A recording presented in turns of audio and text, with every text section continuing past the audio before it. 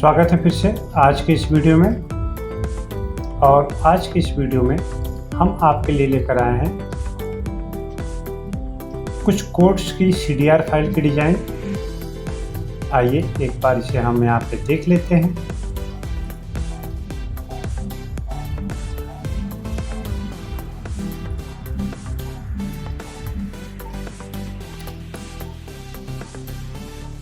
ये कोड की एक डिज़ाइन है।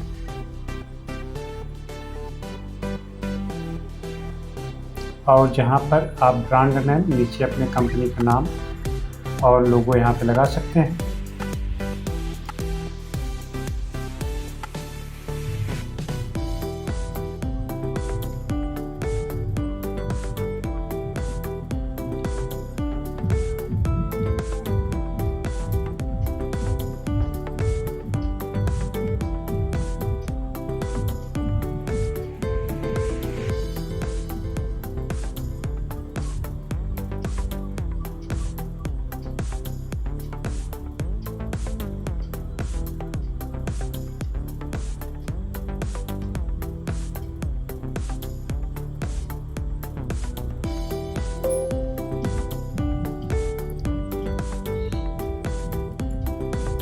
ये प्यारे प्यारे कोड्स का CDR फाइल